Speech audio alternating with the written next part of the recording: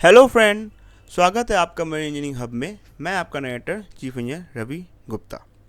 आज हम बात करेंगे रिसेप्शन फैसिलिटी के बारे में।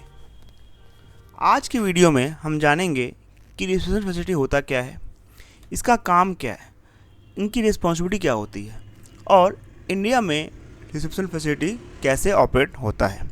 सो फ्रेंड, आज की वीडियो काफ़ी इंटरेस्टिंग रहने वाला है। आज की वीडियो के अंत तक आपको रिसेप्शन फैसिलिटी के बारे में पूरा ज्ञान हो जाएगा। फ्रेंड्स, जो लोग पहली बार ये वीडियो देख रहे हैं, मैं उनको बताना चाहता हूँ मरीन इंजीनियरिंग हब एक ऐसा चैनल है जिसमें आपको बहुत सारे कंटेंट एग्जामिनेशन, ओरल और इंटरव्यू पर्पज़ के लिए मिल जाएंगे। आप प्लेलिस्ट में जाके अपने हिसाब से मार्पोल, सोलास, आप अलग अलग topic, incinerator, sewage, hyper mist, अलग अलग topic, safety related, motor related, MEP related मिल जाएंगे, आप देख सकते हैं। और ये सारे वीडियो फ्री हैं आपके लिए। फ्रेंड्स, अगर आप चाहते हैं मुझसे इंटरेक्ट करना और वो वीडियो पाना जो अभी रिलीज़ होने बाकी है, तो आप मेरे चैनल का मेंबरशिप ज्वाइन कर सकते हैं, जो बहुत ही बेयर मिनिमम कॉस्ट है। इसलिए मैंने रखा है ताकि मैं गरीबों का हेल्प कर सकूं। आपके इन पैसों से मैं गरीब को हेल्प करता हूं, उनके लिए, just for the purpose of charity.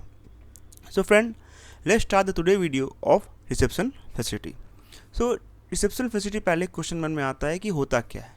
So reception facility वो है कि हर एक पोर्ट, अगर आपका सिर्फ सेलिंग के बाद एक पोर्ट में आ रहा है, तो हर एक पोर्ट को सर्टेन सर्विसेज प्रोवाइड करनी पड़ती है। वो सर्विसेज जो पोर्ट प्रोवाइड करता है उससे हम लोग कहते हैं रिसेप्शन फैसिलिटी। वो सर्विसेज क्या क्या होती है, जैसे अगर आपका जहाज एक पोर्ट में लगता है तो garbage collection, sludge disposal, cargo residue जो आपका एनेक्स 1 और एनेक्स 2 के प्री वास के बाद जो जनरेट होता है उसका कलेक्शन, उसके साथ साथ आपका ओडीएस गैस का कलेक्शन, एग्जॉस्ट गैस रेसिड्यू का कलेक्शन, ये सारे सर्विसेज जो पोर्ट प्रोवाइड करता है उन सर्विसेज को कहते हैं रिसेप्शन फैसिलिटी। तो बेसिकली क्या है कि आईएमओ ये बोलता है कि हर पोर्ट को ये फैसिलिटी प्रोवाइड करनी है डिपेंडिंग उनका कितना कैपेसिटी है, और जो भी फैसिलिटी प्रोवाइड करेंगे उनको इस तरह उस फैसिलिटी को प्रोवाइड करना है कि जहाज़ का अनड्यू डिले ना हो। उसके साथ साथ जो भी वो फैसिलिटी प्रोवाइड करेंगी वो आईएमओ के बुकलेट में मेंशन किया जाना चाहिए। अब ये क्या होता है, तो बेसिकली क्या है, आईएमओ का एक बुकलेट होता है जिसमें ये मेंशन किया रहता है कि इस पोर्ट में ये फैसिलिटी प्रोवाइड की जाएगी। जनरली मैक्सिमम पोर्ट क्या क्या फैसिलिटी प्रोवाइड करते हैं उसके बारे में बात करते हैं। पहला होता है गार्बेज कलेक्शन। वो क्या होता है, इसमें ये होता है कि आपका जो प्लास्टिक जनरेट हुआ ऑन बोर्ड, जो पेपर या कार्डबोर्ड जनरेट हुआ ऑन बोर्ड, या आपका ऑयली रैक जनरेट हुआ ऑन बोर्ड, उसको हमारे पोर्ट फैसिलिटी लैंड कर लेंगे। दूसरा होता है स्लज डिस्पोजल। आपका स्लज जो जनरेट हुआ ऑन बोर्ड वो भी आप डिस्पोज ऑफ कर सकते हैं। उसी तरह जो आपका कार्गो रेसिड्यू जनरेट हुआ एनेक्स 1 और एनेक्स 2 का प्री वॉश के बाद, वो भी आप उसे दे सकते हैं। ये सब उसके साथ साथ एडिशनल, अगर पोर्ट ऑथोरिटी बड़ा है, बहुत ही रिनाउंड है, तो वो एग्जॉस्ट गैस क्लीन रेसिड्यू भी ले सकता है। उसके साथ साथ ओडीएस गैसेस का भी इक्विपमेंट के गैस भी लेना और देना कर सकता है। अब बात करते हैं कि पोर्ट फैसिलिटी जो आपका है, जो रिसेप्शन फैसिलिटी है, वो अगर आपको वो सुविधा प्रोवाइड ना कर पाए, मतलब एक सा एग्जांपल लेते हैं, सपोज आप कांडला में और आपका सिर्फ सेलिंग करते हुए कहाँ पे आया, सपोज पारादीप में आया। सो आपने एक करीब करीब 9 से 10 दिन की सेलिंग की फ्रॉम कांडला टू पारादीप। उसके बाद आपका जो भी गार्बेज जनरेट हुआ, स्लज जनरेट हुआ, आपका कार्गो रेसिड्यू जनरेट हुआ, वो आपका पारादीप में आपको डिस्पोज ऑफ करना है। ठीक है, अभी आपने देखा कि वो आईएमओ बुकलेट में कि पारादीप हर कुछ कार्गो रेसिड्यू, आपका स्लज, आपका गार्बेज लेता है। अब पारादीप पोर्ट में जब आप पहुँचे तो उन्होंने बोला कि हम कार्गो रेसिड्यू को नहीं लेंगे, तो उस टाइम पे आप क्या करेंगे। तो आईएमओ ये कहता है कि अगर कोई पोर्ट अथॉरिटी जिसने मेंशन किया है कि वो उस फैसिलिटी को प्रोवाइड करते हैं और उसे वो नकारते हैं कि नहीं हम ये नहीं करेंगे, तो पहला काम जो करना है वो आपको अपने फ्लैग स्टेट को इन्फॉर्म करना है। उसके बाद वो फ्लैगशिप क्या करेगा, आईएमओ को इन्फॉर्म करेगा और आईएमओ ये इन्फॉर्मेशन उस पोर्ट एंड टर्मिनल के पहुंचाएगा।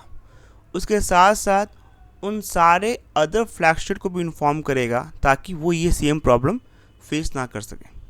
सो ये प्रोसेस है आपका। अगर आपको लिखता है कि कोई फैसिलिटी जो प्रोवाइड किया जाएगा बुकलेट में मेंशन है उसको वो प्रोवाइड नहीं कर रहा, तो ये इन्फॉर्मेशन सारे फ्लैगशिप को प्रोवाइड करेंगे और सारे फ्लैगशिप अपने अपने शिप जो उनके अंडर है उनको प्रोवाइड करेंगे ताकि ये इन्फॉर्मेशन सर्कुलेट हो जाए, जिससे ये क्लियर हो जाए कि नेक्स्ट शिप वो सफ़र ना करेगा।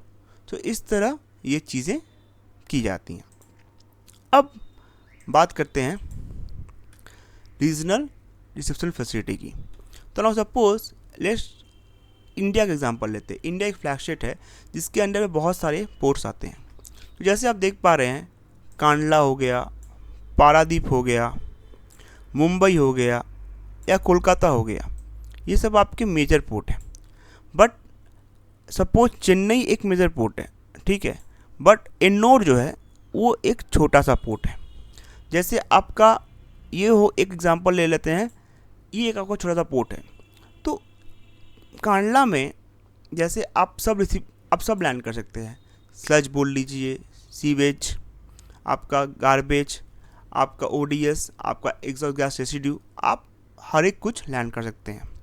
बट आपका गोवा के जो पोर्ट है उन्होंने लिख रखा है कि हम सिर्फ गार्बेज लेंगे और हम सिर्फ स्लज लैंड करेंगे। हम कार्गो रेसिड्यू हमारे पास कैपेसिटी नहीं है लैंड करने का, रखने का, और हमारे पास ओडीएस हैंडल करने का कैपेसिटी नहीं है। सो एक रीजनल फैसिलिटी का ये काम होता है कि वो अपने बुकलेट में जो आईएमओ को भेजेगा वो मेंशन करे कि उनके कौन कौन से पोर्ट क्या क्या हैंडल करेंगे, और आईएमओ वो इन्फॉर्मेशन अपने चैनल के थ्रू सारे फ्लैग स्टेट को बताएंगे कि इनका ये रीजनल फैसिलिटी में ये पोर्ट पे यही आपका सामान लैंड किया जा सकता है। अब बात करते हैं इंडिया के रीजनल फैसिलिटी के बारे में। सो इंडिया का एक पोर्टल है जिसे कहते हैं स्वच्छ सागर पोर्टल। जैसे इंडिया का ये पोर्टल है वैसे ही हर एक कंट्री का अपना अपना पोर्टल होता है जिसके थ्रू आपको रजिस्टर करना पड़ता है जब आप बाहरी देशों से आएँ। इसका एग्जांपल लेते हैं। सपोज़ आप पाकिस्तान से मुंबई आ रहे हैं, तो आप एक अदर फ्लैग स्टेट से अदर फ्लैग स्टेट में आ रहे हैं। तो अगर आप पाकिस्तान से इंडिया में आ रहे हैं तो आप पाकिस्तान के फ्लैग स्टेट से इंडिया में आ रहे हैं, तो आपको ये स्वच्छ सागर पोर्टल को यूज़ करना पड़ेगा, जिसे मेंशन करना पड़ेगा कि आप अगर इनका पोर्ट फैसिलिटी का यूज़ करना है तो आप किस मुंबई पोर्ट में क्या लैंड करना चाहते हैं, कितना अमाउंट लैंड करना चाहते हैं, और क्या क्या आपका नेक्स्ट पोर्ट ऑफ अराइवल है, क्या आपका नेक्स्ट पोर्ट ऑफ डिपार्चर है, आप कहाँ से आ रहे हैं, कितने दिन आपने सेलिंग किया, ये सारा इन्फॉर्मेशन आपको इस पोर्टल में भरना पड़ेगा और सबमिट करना पड़ेगा, और फिर जब आप पहुँचेंगे तो आप उसको लैंड कर सकते हैं। तो स्वच्छ सागर इंडिया का पोर्टल है जिसमें आपको पोर्ट रिसेप्शन फैसिलिटी का चीज़ प्रोवाइड किया जाता है। उसके साथ साथ बालास्ट वाटर मैनेजमेंट के बारे में इंफॉर्मेशन फीडअप करना पड़ता है। बंकर सप्लाई मतलब आपके अलग अलग पोर्ट में कौन कौन से बंकर सप्लाई जो सर्टिफाइड है उनके बारे में आपको इन्फॉर्मेशन मिल जाएगा, ताकि आप बंकर जो ले रहे हैं आपको ये पता रहे कि आप सर्टिफाइड सप्लायर से ले रहे हैं कि नहीं, ताकि बाद में कोई अगर प्रॉब्लम होता है तो आप लीगली फाइट कर सकें। उसके बाद आपको आईएमओ डीसीएस का फ्यूल कंजम्पशन रिपोर्टिंग के बारे में भरना पड़ता है, और सिंगल यूज़ प्लास्टिक के बारे में इन्फॉर्मेशन देना पड़ता है। सो ये आपका इंडिया का स्वच्छ सागर पोर्टल है। इसके बारे में अगर आपको और जानना है तो मैं और एक वीडियो बनाऊंगा जिसमें मैं इसको डिटेल से एक्सप्लेन करूंगा। ये आपका एमईओ क्लास 1 और क्लास 2 में पूछा जाने वाला सवाल है। सो फ्रेंड, आज की वीडियो हमने जाना कि रिसेप्शन फैसिलिटी होता क्या है, इनका काम क्या है और ये करते क्या है। अगर आपको आज की वीडियो अच्छा लगा तो प्लीज़ लाइक करें, प्लीज़ शेयर करें और प्लीज़ सब्सक्राइब करना ना भूलें। थैंक यू फ्रेंड, आपका दिन शुभ रहे।